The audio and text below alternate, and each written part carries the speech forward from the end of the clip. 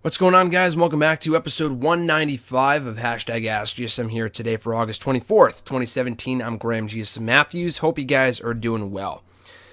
So as I record this, I literally just got done recording the first half of this fucking show. And then when I went to go save it, I had to pause like 3 or 4 times because my voice, in an update from last week, I'm still sick. I'm not quite as sick as I was a week ago. My voice isn't as shot, as you could tell. But I'm coughing like crazy, and because the more I talk, the more I'm going to cough. So I had to pause the show 3 or 4 times, and after I paused it for the 3rd or 4th time, I saved my. That's where I record the show, by the way, on Audacity. So I saved the project, and as it was saving, the fucking thing crashed, and I lost everything. Mind you, I'm recording this at midnight on Wednesday night, Thursday morning, whatever, to go up on Thursday. This is not a regular thing, by the way. I know the show went up on Thursday this week and last week. Not a regular thing. It's only because I was super busy last week, and because I was super busy last week and then went away, everything continued to pile up, and I'm still super busy this week. So hopefully everything goes back to normal next week. But to add on to all of it, I'm still sick, and I'm still coughing, and I just wasted 30 minutes recording a show that I thought went pretty well for the most part, aside from my coughing. And I have now since lost all of it. So, this is the first time you're hearing anything, but for me, I'm literally going back and answering all of your questions again. So, I can't promise you a long show. I really have to go to bed, and I don't have time tomorrow on Thursday to record. So, I don't know what to say. This has never happened before. That has never, ever happened before. There have been times when, when I've recorded the show twice, because I didn't think it came out well the first time and whatnot, but there's never been a case where I have gone to save the show and it didn't go through. It just didn't save, so very disheartening. But we'll do it again. We'll start from the top. So if you guys want to send in questions, tweet me on the Twitter machine at WrestleRant with the hashtag AskGSM. Find me on Facebook at facebook.com/Graham.GSM.Matthews. Leave a comment on the post. I usually put up on Tuesday nights, if not on the wall itself.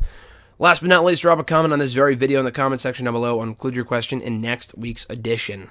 So again, first time you guys are hearing my answers to your questions, but for me, I feel like it's a case of deja vu, so that's on me. That's on no one else but me, I guess. Shit happens.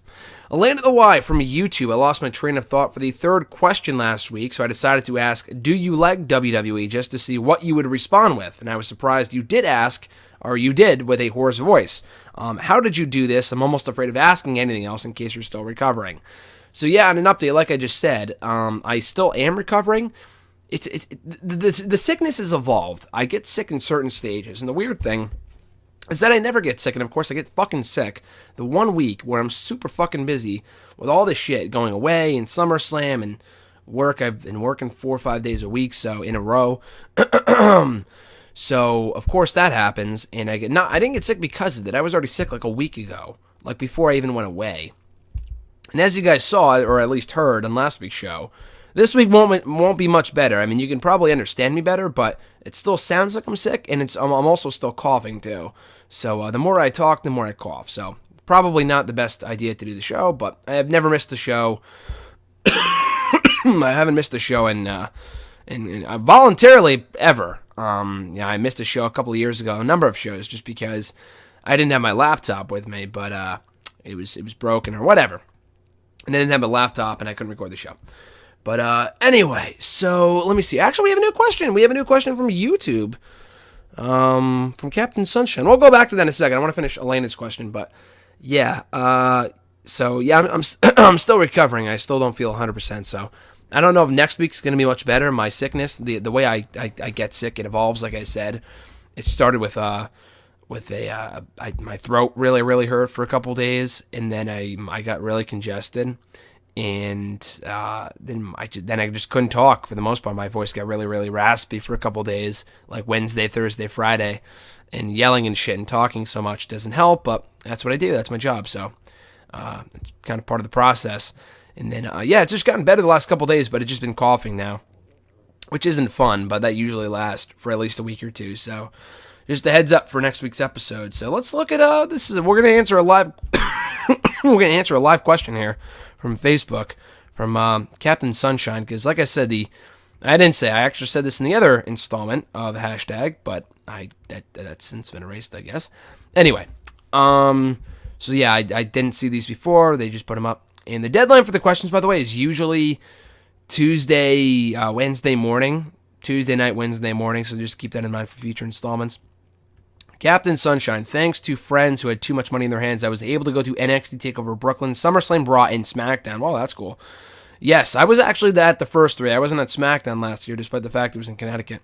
Yes, all 4 WWE events in the Barclays Center. Yes, it was exhausting. I think I saw people fight over the beach balls on last Monday night. On last Monday night. Would you ever fight for someone? Would you ever fight someone for a ball? No, the beach balls are fucking stupid, dumb. Not a fan. I love Barclays. I love the Brooklyn crowds. I appreciate their energy, but because I've been there before. But that sounds ridiculous. Speaking of which, I was one of the few, keyword few, who got inside the arena in time for the Hardys and Jason Jordan versus the Miz Taraj. I know the Hardys were at least have experience in these type of crowds, but was this the lowest crowd Miz has ever wrestled in front of? I'm sure it was. There were like 10 freaking people in the arena. It was basically an empty arena match. Probably was for Miz. Like you said, the Hardys at least have experience with GFW, so they know what to expect. Miz, being the A-lister, not so much.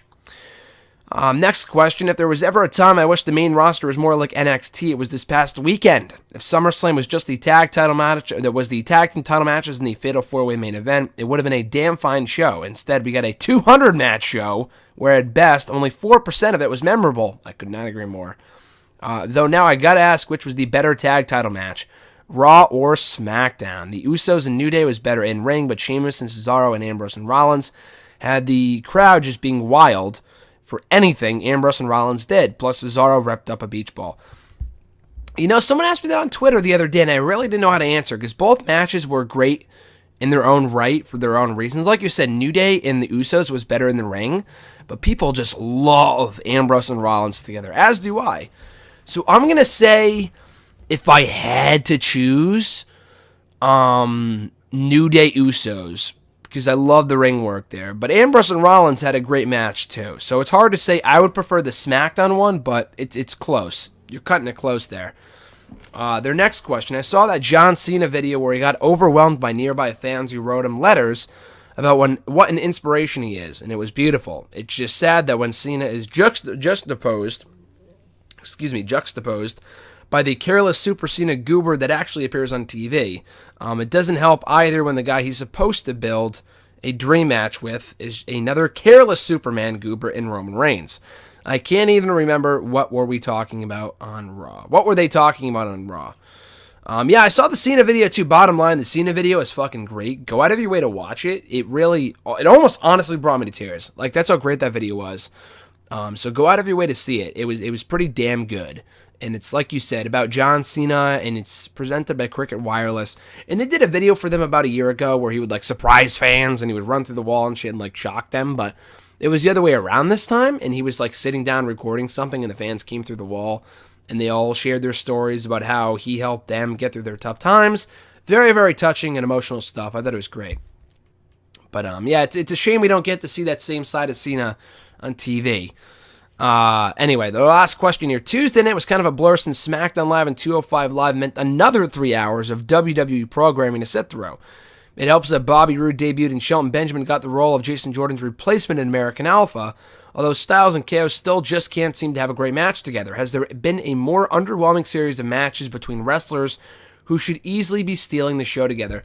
Yes, there has been. And I was reminded of this while I was reading Daniel Bryan's book. I just finished it. The review should be up next Friday. But he reminded me of this in his book. And I don't know if it was as disappointing or less disappointing or more disappointing. I don't know. But I would classify the same series of matches. And I'll answer this later on. Emmanuel asked something similar as well. With AJ and Owens, how it's not really their chemistry. It was more about how their matches were booked and screwy finishes and all that shit. But Daniel Bryan versus Randy Orton. Two guys who did have great chemistry because they had a lot of really good Raw matches early on in 2013 and early on in 2014. Yet when they feuded for that lengthy period of time in the second half of 2013, they had matches at Battleground and Night of Champions and at Hell in a Cell. none of them were really that good.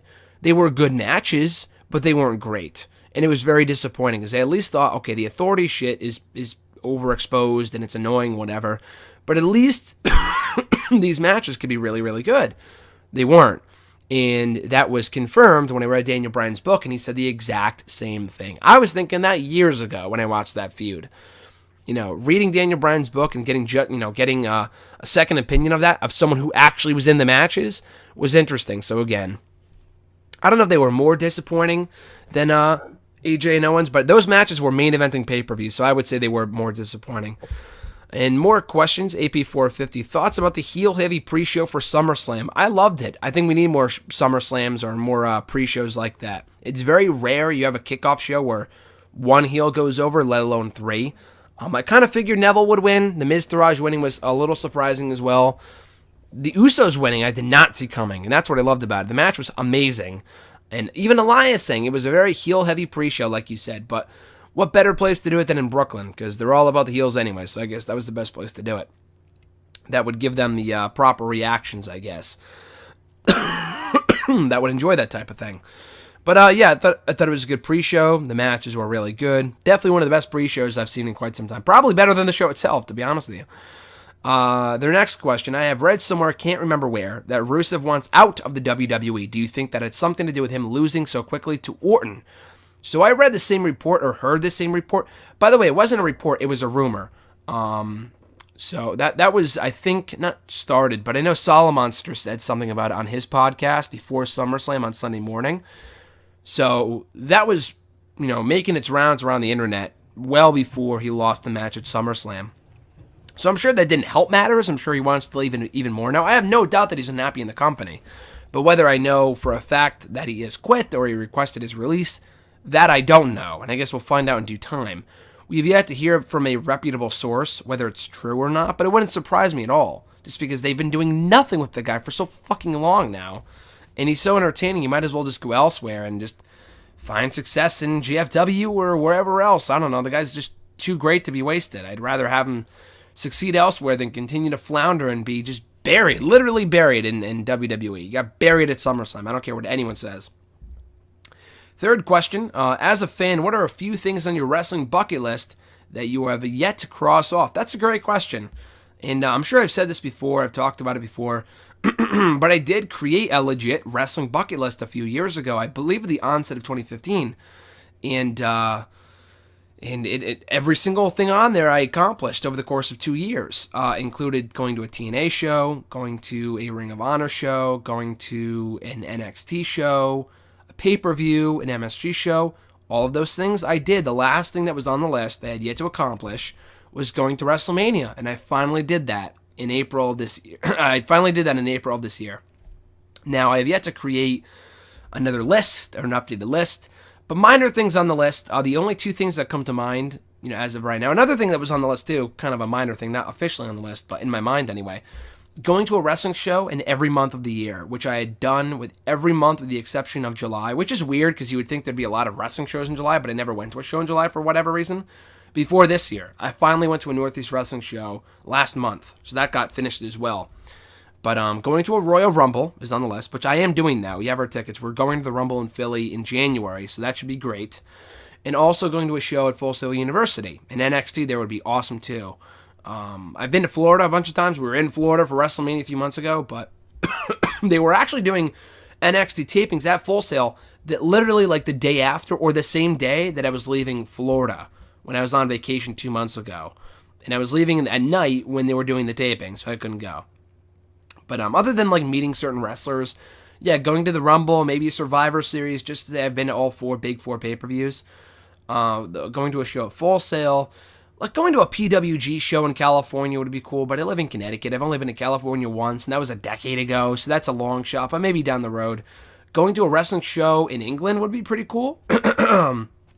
The closest I came to that was going to a Progress show a couple weeks ago in New York City, which was very, very fun with Noah. Shout out to him, by the way, for getting me the tickets to get to go in a couple of weeks ago. But yeah, going to a wrestling show in England would be pretty cool. But yeah, those are the top two things as of right now. Going to a Rumble and going to an NXT show at Full Sail at some point down the road. Frankashire 15. Was this year's SummerSlam worse than last year's? Yeah, I had a discussion about that with someone on Twitter on Monday after I got home from watching the show. I thought it was worse. I mean, maybe I'm biased, and I definitely am biased because I was at SummerSlam in 2015 and 2016. But the undercard for this year's show fucking was terrible. Was really, really bad. And like Emmanuel said earlier, or I think it was Captain Sunshine, there were no really good matches, like, at all. Like, it was bad. On this year's show, anyway. Big Cass and Big Show was really bad. Orton and Rusev ended in 10 seconds. Bliss and Banks was good. It was a decent match. Balor and Wyatt was good. Decent match. Nothing to write home about, though. The only matches that were really, really good were the Raw Tag Title match and the main event. And that was really it. So, other than that, SummerSlam was really missable, in my opinion. And you could say, oh, AJ and Cena was the only really good match last year. Yeah, the main event this year was way better than last year's, because Orton and Lesnar was a huge disappointment. But at least Ambrose and Ziggler was at least decent. You had Balor and Rollins, which was really, really good. Not an amazing match, but I thought it was a great match. Sasha and Charlotte was really good. Enzo and Cass versus Jericho was really good. So, they I gotta take a sip of water here, excuse me. So they had their fair share of really good matches on last year's show. So I wouldn't say that this year's was, way better than last year's. It really wasn't. If anything, I thought it was worse. And again, my personal opinion, you can decide for yourself, but I thought it was extremely worse. Significantly worse, I should say. Not extremely, but significantly worse. Their next question, NXT seems a little crowded at the moment, especially with Adam Cole and Red Dragon debuting. Who would you send to the main roster from NXT? I think crowded in NXT is a good thing, to be honest with you. Because the main roster is crowded too. You don't see Sami Zayn, Mike Kanellis, Ty Dillinger, people on Smackdown really doing anything right now. So the main roster is just as crowded. They have just as many good wrestlers. So I'd rather have NXT be crowded than have, No Way Jose and Hideo Itami get called up and do nothing up there. I'd rather have them stay down in NXT. Obviously, Bobby Roode got called up on Tuesday, so he's a given. He's a guarantee. That's already set in stone. Ember Moon, I would say, because you're not going to call up Asuka right now. At least I wouldn't. And Ember Moon, she's already lost to Asuka twice, so you might as well call her up. Authors of Pain, I could see being a possibility. Like I said, Hideo Itami. No Way Jose, I guess. He hasn't done anything in NXT this year. So, if they were to call him up, I wouldn't be surprised. But at the same time, is it necessary? He'll be Adam Rose 2.0 on the main roster. So, but then again, they're not, like I said, they're not doing much with him in NXT. So it wouldn't make that big of a difference. If Braun Strowman, to answer your question, who would I send to the main roster from NXT? Again, those people, maybe Billy Kay and Peyton Royce, definitely. But for the guys anyway, maybe Hideo Itami. Aleister Black, I think would be a dark horse because he's ready. He's been ready since day one. He's also really, really, really, really good. I would keep him down to NXT for a little longer. That's just me. But, yeah, so I'm going to say Hideo Itami, Bobby Roode, Ember Moon, and Peyton Royce and Billy Kay. Their next question, if Braun Strowman and Brock Lesnar have a match at No Mercy, which they will, it's been confirmed now, should Paul Heyman align with Strowman and betray Brock Lesnar? No, he should not. I feel like we all pitched that going into WrestleMania 31 with Lesnar and Reigns, their first match, and they didn't do it then. They're not going to do it now. I think it's pretty confirmed at this point, pretty much set in stone that Heyman is not going to manage anyone but Brock Lesnar, and they don't even have chemistry anyway. I feel like that would reek of Survivor Series 2002, just replacing Big Show with Braun Strowman, so I'm not really a fan of that. Strowman's fine on his own. He's not CM Punk in the microphone, but the guy's really, really good. He can he can hold his own in the ring and on the mic. I know CM Punk could have too, and they were online, but that was because they had natural chemistry as a duo. Braun Strowman and Paul Heyman feels like just Big Show 2.0. The Heyman Big Show pairing, just recycled. Emmanuel A. from YouTube, his question was, how do you feel about Smackdown in 2017? I say it's been uneven at best. Thankfully, Shelton Benjamin is finally actually here, and Bobby Roode has been called up, so maybe the fall season is where SmackDown thrives. or strives, or whatever. That was certainly the case last year. SmackDown did pretty well in the fall last year. Raw, on the other hand, sucked, but SmackDown was pretty good in the fall season with Backlash, No Mercy, TLC, so hopefully they have another string of good shows. I mean, I don't want to blame it on one person, but Jinder has just not been cutting it as WWE champion. The show revolves around the guy who holds the top title. It starts and stops there, so they got to take the title off him ASAP. I know Nakamura is no freaking Paul Heyman on the microphone, but the guy is just way more charismatic than Mahal could ever ask for as WWE champion. So they got to switch the title ASAP. Hopefully, I thought they would do it at SummerSlam. Unfortunately, not. They're doing it No Mercy or Hell in the Cell, whatever. But SmackDown this year has been really an up and down roller coaster. I think last fall it was great, winter it was great. After WrestleMania, it really took a turn for the worse. So hopefully they can regain that momentum with guys like, as you said, Shelton Benjamin being here, Bobby Roode. They still have a slew of other great talent on the show that they're not really doing anything with right now. So hopefully they will in due time. But yeah, SmackDown's got the tools. They just got to utilize them the right way. Their next question, kind of along the same way of Styles and kind of along the same note as Styles and KO from earlier, but he had said, these Styles and Kevin Owens matches just haven't been as good as I had hoped. In their defense, though, it's probably more because of the overbooking and the screwy finishes they're saddled with in their own chemistry. I still think the triple threat with Chris Jericho was the best match in the feud, and I wish that was the U.S. title match at SummerSlam. Agree or disagree? Completely agree. I would certainly say the triple threat with Jericho last month on SmackDown was the best match of the feud. And you're absolutely right. It has a lot more to do with the screwy finishes and the overbooking and the referee bumps and the focus on Shane than it ever had to do on AJ or Owens or the U.S. title. That's really where the problems lied, not in their chemistry, because they had 3 great matches on Raw and SmackDown last year that were tremendous before AJ went heel. And it had me thinking, like, wow, if these two ever feuded, it's going to be awesome. And the feud's been pretty good, but the matches just weren't, they haven't been amazing. They just don't have that same chemistry that I thought they would coming into this feud a few months ago. So, I do agree, though, that the Jericho match, I think Jericho might be busy right now, but yeah, Owens, Jericho, and AJ at SummerSlam would have been the match that I would have gone with personally, too. The second question, who do you think was the MVP of SummerSlam? I'm torn between Xavier Woods, Seth Rollins, and Braun Strowman. Woods is practically becoming a super worker with the Usos New Day matches. Rollins seems extra motivated reuniting with Ambrose, but I really want to give it to Strowman just for being the strongest big man WWE's built up in years. Absolutely. Xavier Woods has been underrated for some time now. The guy's actually a really good wrestler. In the New Day Usos matches, he has really shined in the last couple of months, so I do agree with that. Rollins was kind of directionless and stale coming off the Joe Triple H feud from earlier this year. So yeah, reuniting with Ambrose has really lit a fire from underneath him, which is great. Lit a fire underneath him, rather.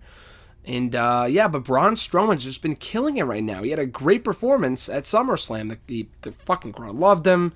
He never got manhandled by Brock the same way that Joe and Reigns did. He manhandled Brock, but he never got manhandled by Brock. And he laid him out, hit his finisher on him both at SummerSlam and on Raw the next night. The guy was a beast. He never got suplexed once, I don't think, by Brock Lesnar. So that's a sign that officials realize the guy's a big freaking deal. So I'm glad they're doing that. But he had a great showing on Sunday, even in defeat. And I couldn't help but laugh when he threw the chair at Roman Reigns' face. That was incredible. That was just hilarious. Him and Joe, I don't know if it was just Roman. I think it was Joe and Roman when he threw the desk chair. Again, I'm not talking about Raw a couple weeks ago. I'm talking about on Sunday. I could not stop laughing when I watched that with Jason on Sunday. I thought that was just amazing. So, yeah, I would say Braun was certainly the MVP of SummerSlam this past year. And his next question, do you think Enzo Amore contributes enough to be challenging Neville for the Cruiserweight Championship? He has a shtick that's still over, which 205 Live arguably needs more of than anything right now. But this seems like it's almost a step down for Neville. He's gone from rivals like Austin Aries and Akira Tozawa to now facing a glorified punching bag in Enzo Amore. Again, totally agree. I think Emmanuel and I are in the same wavelength this week, but on all your questions, but especially this one, that Enzo, he's super popular, and 205 Live needs a popular act. I get that, but the guy sucks in the ring. So I guess we're really going to find out if Neville's on that Neville level and he can carry Enzo to a passable match. I don't think he can. I mean, it's just comical. I know Enzo's over and he's been involved in a prominent feud, which I guess he won by default since Big Gas got legitimately hurt. And he's going to be out for, apparently, reportedly upwards of 9 months, which is crazy. But, so, yeah, with Enzo, again, like you said, he's popular, but the guy sucks in the ring. So, is he really much more of an in-ring threat to Neville than Akira Tozawa was, or Austin Aries was, or Jack Gallagher, or TJP? You know, that's just silliness. So, we'll see. You might get more eyes on Raw because people love Enzo, which I'll talk about momentarily because he's so popular. But just from an in-ring standpoint, Neville's going to have his work cut out for him, to say the least. Andre G from Facebook, do you think Angelina Love and Velvet Sky would make a WWE run? At this point in time, no. Maybe 5-10 years ago, they would have fit right in when the company was still about doing bikini contests and all that other shit, and it was more about divas. In the diva era, they would have fit right in. You know, the company would have killed to have those guys, to have those girls, because even the Lake Cool gimmick was, you know, copied straight out of the Beautiful People. A direct ripoff of the Beautiful People from TNA. There's really no comparison. Anyone who argues otherwise is an idiot, because that was clearly a ripoff of the Beautiful People. Was the gimmick that Michelle McCool and Layla had many, many years ago in WWE. But yeah, just nowadays it wouldn't work. They're just not really that good of workers. The Beautiful People act was over, but that was literally 10 years ago in TNA. Nowadays it just wouldn't work. I was advocating for like a Velvet Sky WWE run a couple of years ago, only because not on her own in NXT she would sink in 2 seconds because she's not good in the ring at all. But I was advocating for her to get signed so she could be like a Stacy Keibler-esque manager for the Dudley Boys, because you know her and Bubba Ray Dudley are an actual item. Maybe he could have lobbied for her to get hired. Never happened, and then he left, so of course that's not happening, but that would have been the closest she came to getting hired by the company, because otherwise she has really nothing to offer from an in-ring perspective, especially now that we have Asuka and Bayley and Sasha Banks and Charlotte and Becky. All these other great women's wrestlers, like even Alexa Bliss. Excuse me, even Alexa Bliss, who's not a great in-ring technician, but she has a way better presence and way better mic skills than Velvet Sky ever did. At least in my opinion. I love Velvet Sky, but that's just the way that it is. Has Hideo Itami's run been a failure because of his injuries, or not many people getting behind him like we first thought? It's largely because of the injuries. I wouldn't say it's because officials didn't get behind him or fans didn't get behind him. First of all, he's way better as a heel than he ever was as a babyface. 2, he was probably going to win the NXT Championship in the summer of 2015 had he not gotten hurt. I mean, he was in a number 1 contenders match right before Beast in the East. And the winner of that match was going to beat Owens for the belt in Japan. It probably would have been Itami. I mean, Balor was a great choice too, don't get me wrong, but Itami winning would just, it made perfect sense. Finally hitting the GTS. And now that it's just, the timing's not right. He's probably never going to win that championship, nor should he. He should probably just go to the main roster. But yeah, it was, the injuries really got in the way that really fucked up his string of momentum, both in 2015 and last year. So, yeah, I wouldn't call him a failure, though, and it also doesn't help that he came in at a time when he was a really big deal, around the time that they weren't really bringing in many indie guys to NXT, and then Finn Balor came in, and then Kevin Owens, and then Shinsuke Nakamura, and Bobby Roode, and now Adam Cole, and Drew McIntyre, and Tommy's no longer the shiny new toy. He's far from it, really. But I wouldn't call him a failure, not until he, leaves for Japan. Until he leaves for Japan or just quits or whatever, I wouldn't consider his run a failure just yet. Jeremy B. from Facebook, do you think they could have Billie Kay and Peyton Royce become co-Money in the Bank winners next year? No. I mean, I guess they could, but that would ensure that for the second straight year, the women's Money in the Bank ladder match will have a fluky finish that sees Billie and Peyton win together, which I don't want to see. That would just be pure insanity. That would be absolute chaos, so no thanks. I'm all set. I want to see them on the main roster, but seeing them as co-Money in the Bank holders, like I said before, Lay Cool, as co-women's champions, is just downright dumb. We do not need more hokey-pokey bullshit in women's wrestling right now in either Raw or SmackDown. Next question from Deshaun K. Do you expect Braun Strowman to win the Universal title on No Mercy, or is it too soon? It's definitely not too soon. They were going crazy for him at SummerSlam. If anything, I would have put the belt on him there, and then had Brock invoke his rematch for No Mercy. Obviously not the case, because Braun retained. So if Brock retained at SummerSlam, he's not going to lose it at No Mercy. He should. I don't think he will, though. I think Braun would be great in that role as Universal Champion, just because he is one of the best things going in WWE right now. So, yeah, I think he should win, but I doubt that he would. Otherwise, why wouldn't they have just put the belt on him at SummerSlam in Brooklyn, where Lesnar would have not had to get pinned? Next question, with Enzo being popular and selling merchandise, do you expect him to become a Cruiserweight Champion now that he's on 205 Live? I mean, it's possible. I hope not. Again, just because he's popular, they're going to give him the title. The guy sucks. He's no threat to Neville whatsoever. Not even close. Not even close. And the merchandise thing and being over, it's only going to last so long because he's not with Cass anymore. And that kind of decreases his stock a bit. And not only that, but you also got to consider the fact that with Enzo Amore, that the more he's portrayed like a loser, and he was probably going to lose on Monday before Big Cass got hurt. But other than that, the guy's a loser. So once that, kind of dies down, people won't be buying his merchandise as much. So we'll see how it works out, but I would definitely, absolutely not put the belt on him. Mark S., what were your 3 favorite matches from SummerSlam weekend overall? Great question. Definitely the Fatal 4-Way, definitely Ember Moon and Asuka. The third match, it's a toss-up, either between, I'm going to put New Day and Usos down there, but I'm also going to say as a tie for third, either New Day and Usos, or Johnny Gargano versus Andrade Cien Almas from TakeOver Brooklyn 3. That was an awesome opener. So I would go with that as my third option, tied with New Day and Usos from the kickoff show, along with Moon and Asuka and the Fatal 4-Way. Could King of the Ring form as part of the Survivor Series pay-per-view every odd year, so every other year? I guess so. I would rather see King of the Ring be brought back as a pay-per-view, which someone suggested last week. I mean, it's been talked about forever, but someone brought it up that maybe it replaces Money in the Bank or something like that. Money in the Bank goes back to WrestleMania. But, yeah, no, I think with King of the Ring Survivor Series, I guess the timing would be cool. Survivor Series really doesn't have that same must-see vibe about it that it did many years ago, a long time ago. So maybe bringing King of the Ring back would be a nice way to utilize that pay-per-view. And it's all about surviving and elimination, so it might work. With Brodus Clay now leaving Global Force Wrestling, would he be a good signing for WWE to form a face tag team with Lars Sullivan in a storyline where he is friends with Sullivan from way back?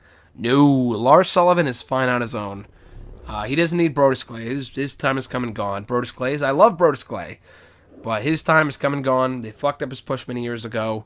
He went to GFW. They didn't do anything with him, and that's on them. But the guy's like 44 years old now. He has no reason to be back. I would mark if he came back for like a one-off, but I just don't really see what purpose he serves. Forming a face tag team with Lars Sullivan sounds just ridiculous, really. Would you have the returning Darren Young join the Titus Worldwide brand, seeing himself, Titus O'Neil, were former tag team partners, and possibly form a tag team with Apollo Crews? Would it make a very upbeat face tag team? Yeah, I don't see why not. I mean, what else are you going to do with Darren Young? Put him on main event every week against fucking, who do they even have as the heels on the undercard? I don't even know anymore. Against Drew Gulak? Like, what are you going to do with Darren Young, So, yeah, or Kurt Hawkins, Darren Young and Kurt Hawkins every single week. I think Darren Young and the Titus Worldwide brand would be pretty good. I love the primetime players. They always had great chemistry, so him in there with those guys could be pretty damn good. At Reborn Again's got a couple questions here. First one being, after jobbing to Jinder, is Nakamura a lock to go back to New Japan Pro Wrestling when his WWE contract expires in early 2019? I know what you're trying to say, John, and I wasn't a fan of the finish either on Sunday, but let's not jump to conclusions. I know people were saying this weeks ago, like, oh my god, Nakamura needs to go back to Japan, they're treating him like shit. Like, dude, like, they're giving him the best reactions out of anyone on the roster. He's super fucking popular, and if the company thought nothing of him, he wouldn't have gotten the grand entrance that he did at SummerSlam. Again, I know the match wasn't really all that good. The finish was pure shit, and I get that. And it's also not creative. We see the same fucking finish to every single fucking Jinder Mahal match. That aside, Nakamura is going to be just fine. He'll win the championship eventually. He's still very much over. People need to stop jumping to conclusions that he's leaving because he's not getting the world title in 2 months. I think he'll be okay. Next question of his, if rumors are true about Rusev asking for his release from WWE, where could you see him going? And will Lana join him? I don't know. I mean, I feel like Ring of Honor is not a good place for him. Maybe GFW, if not like a Lucha. If Lucha's still around. I don't know. Rusev just going around doing indies I think would be pretty cool. I would love to meet him. And Lana joining him, I don't know if she'd join right away. Like we've seen situations in the past where it just takes a while for the wife to follow the husband out the door. And we could see something similar here once it's announced that El Patron, what am I talking about? What the hell am I talking about with, I don't even know. What the hell? I thought I was going to make an El Patron page, example, but I don't know what the hell was going on in my head. But yeah, with Lana, not with El Patron, but with people like AJ Lee, where her husband CM Punk left, and then she kind of had to face the brunt of the heat when he was gone for so long. So yeah, I think it's one of those type of cases where, with Rusev and Lana, where she'll probably stay, and at least until her contract expires, and maybe they can make it work without him there. But I feel like it would put even more heat on her if Rusev does indeed get his release requested, granted, whatever. That would just be really unfortunate. Despite the depleted tag team divisions on Raw, Smackdown, and NXT, is tag team wrestling better than it has been in years in WWE? Yes, it has been. I was thinking about that the other day, but we had 2 standout tag team matches on SummerSlam between Usos and New Day, and Ambrose and Rollins, and, between those 2 tag teams, I think they're doing really, really well right now. And or their match with Sheamus and Cesaro is what I was going to say. Those 2 matches at SummerSlam were fucking lit. They were great. Very, very entertaining stuff. So yeah, I mean, they need more tag teams in all the shows, but they're really making the most of who they have, so I will give them that. And Red Dragon coming in is absolutely a step in the right direction. Next question from Carson Rush, 2 on Twitter. Do you think Nakamura will eventually win the WWE title off of Jinder? I do. I think it's really only a matter of when and not if. Probably at Hell in a Cell, once there's interference from the Singh brothers not a factor. I feel like that he'll probably find a way to get involved anyway, but whatever. So, Nakamura eventually winning the title, I think, is pretty much a lock. What do you think of the Adam Cole faction in NXT? Do you think they'll have more people join that faction? I love the faction. I know we all heard rumors of a Ring of Honor faction in NXT, and we have it, and Adam Cole and Red Dragon. That's awesome. I guess we'll see where it goes, but yeah, I mean, I would put Roderick Strong in there. I mean, he's a Ring of Honor guy too. He's a Ring of Honor original, is he not? So I don't see any problem with putting Roderick Strong in there down the road. At Mob Squad DF, why is WWE throwing away making new cruddy belts when they could have brought back the Ruthless Aggression titles? They can't keep on doing that. I mean, I understand the titles nowadays, you might not be a fan of how they look, but you can't just move backward. You have to move forward and create new championships. Like, if you pulled out the Wing Eagle right now, that'd be pretty cool, but it's like, that's just the way that the world works nowadays. You got to keep it the way it is. Just, I don't know. I mean, with the titles, I mean, you just got to keep it the way it is and make new ones. Bringing back old titles just because of the new ones are terrible is not the solution. It's time to move on and create new championships and create a new chapter, create a new image for WWE with these titles and not the old ones that we had 10, 15 years ago. At E13A, have you heard about Virgil's plans to become the U.S. Secretary of Defense? I have not, but I hope for him all the best. I am wishing all the best to him in his pursuit to become a member of the U.S. Secretary of Defense. Good for him. His next question. Have you heard about WWE banning beach balls? I did read that. Very happy to read that. That was so obnoxious, not only on Monday, but even more so on Tuesday. When I was, before SmackDown, because it was bad. It was pretty fucking bad. It just, if you pay that much money to bring a beach ball and have fun, what a waste. Really just a waste. But anyway, so yeah, I heard about them banning beach balls. For the better, they were obnoxious, served no purpose. At RJ_Marceau, who's a bigger loser right now, Bray Wyatt or Jason Jordan? Can either man be fixed? I will add Enzo More to the list as well. Enzo just beat Big Cass, technically, and then confronted Neville. on 205 Live on Tuesday. So I'm not gonna say Enzo, but you have Bray Wyatt and Jason Jordan. Bray Wyatt, I just think there's just no caring about him until he finally wins a meaningful feud. And then with Jason Jordan, the guy is just really, really bland. I feel like if he gets booed, Jason will take notice and then start to turn him heel. Or Jason Jordan. I mean, WWE will start to turn him heel. Jason Jordan heel, that is. So, yeah, I mean, but Bray Wyatt, though, I think is a way, way worse case. Because they're going to bring him in, have him target someone, and then that's it. Lose the feud and then leave. So that, to me, is just, it's rather rinse repeat with Bray Wyatt feuds at this point. And I think if I had to say who the bigger loser was, it would have to be Bray Wyatt. The guy's been a loser ever since he lost to John Cena 3 years ago, and it hasn't changed since. Very sad. Next question from @TheAverageGrunt. I think we got a couple questions left here. Do you think WWE will eventually stop releasing WWE DVDs / Blu-rays in order to incentivize people? That's a good word. Tongue twister, but a good word. People into subscribing to the network. It wouldn't be stopped at all, mind you, but you get the idea.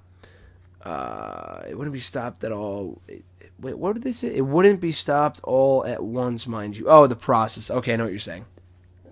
They kind of have that. Are they kind of doing that? They're kind of doing that already by not releasing the NXT specials. Thought this would be a good, fun question to ask, since I'm pretty sure one of my first questions to #AskGSM was also about the network and DVDs. Not really. I feel like people who buy DVDs are buying the network anyway. So getting rid of the DVDs altogether really won't make that big of a difference. I think they already started the Blu-ray process. I know you're a big DVD guy, so I thought you would have heard about this, but I'm pretty sure I read somewhere where they're not going to be selling Blu-rays anymore of any of the pay-per-views. I think it's going to happen eventually. It really will. Not to get people to, start signing up for the network, but just because they're not making any money. They already started doing 2 pay-per-views in one DVD set, like the Raw and SmackDown pay-per-views, and they'll put them into one PPV set, not sell them separately, which is smart, by the way. But yeah, and it really doesn't make that much of a difference. No one really buys DVDs anymore anyway. I still do, but again, that's just me. But yeah, I think that's at some point they'll return to the wayside, and they really won't be selling as much anymore. Because no one really buys them. They're all on the network for free. So why would you buy a $10 DVD? I mean, I do it just because I like to watch the pay-per-view sometimes, that when I don't have a TV or a laptop or whatever. Or I don't have a TV, so I watch them on my laptop. But anyway, so yeah, but I do think Blu-rays are officially done. I read somewhere, I think, that they have stopped officially selling the Blu-ray DVD, or the Blu-ray discs, whatever. And now it's just DVDs. You would think it'd be the other way around, but I guess Blu-ray players are really a thing of the past. Final 3 questions from @Scarlet1. If you could have cut SummerSlam down to 5 matches, which ones would have picked? Excuse me. Fatal 5-Way, obviously. Sheamus and Cesaro versus Ambrose and Rollins. New Day versus Usos, Styles and Owens. And I'm going to say Mahal Nakamura. I mean, I know it was easily one of the worst matches of the night. Definitely the worst of those 5. But you got to get the WWE title match on the show, too. So I'll say those 4 matches. Again, Cesaro, Sheamus versus Ambrose and Rollins. Fatal 4-Way, New Day and Usos, and Styles and Kevin Owens. What do you presume are the next title matches for NXT? For the NXT title, I presume McIntyre will get his rematch with Rude at some point. But beyond that, McIntyre and Adam Cole. Red Dragon versus Sanity. For the women's title, that's the only one. I've also heard rumors of a secondary title that might be coming soon, which I'd be in full favor of. But for the women's title, Asuka's apparently out hurt for like the next month and a half, so we really don't know for a while. But I really hope it's the winner of the Mae Young Classic, and it's Kairi Sane. Like, I feel like she's the best one out of the bunch of that women. And she should win and then go on to face Asuka and later beat Asuka for the NXT Women's Championship, in my opinion. So those are the title feeds I assume are on the way heading into the next takeover later this year. Final question, period. How would you compare the kind of wrestling fan that you were in 2008 to the kind of wrestling fan that you are today? That's an awesome question. I don't want to go too in depth because I'm really, really fucking tired. I got to get up in like 6 hours to go to work. But long story short, I really only first started watching, not why I started watching, but the different type of fans I am. I would just watch the shows back then, enjoy what I could, and never really complain about this guy being misused, this guy being misused. That really didn't happen until, of course, you guessed it, until I started doing smarky shit and joining the IWC and whatever. But I would enjoy the matches for what they were.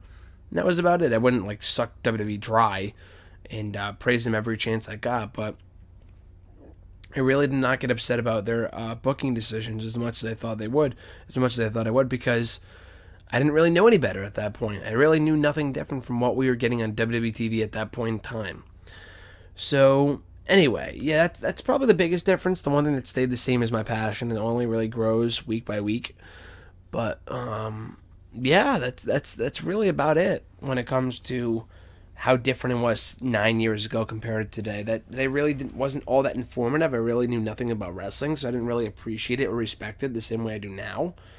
But at the same time, I mean, I don't know, the passion's still the same. I still love WWE every bit now as I did 9 years ago. And for me to be able to do stuff that no one else has been able to do, and just be able to do, like, say, oh my god, like a 10-year-old me would have loved the fact that I met Ryback. You know what I mean? Like, stuff like that's pretty cool. And I always appreciate that.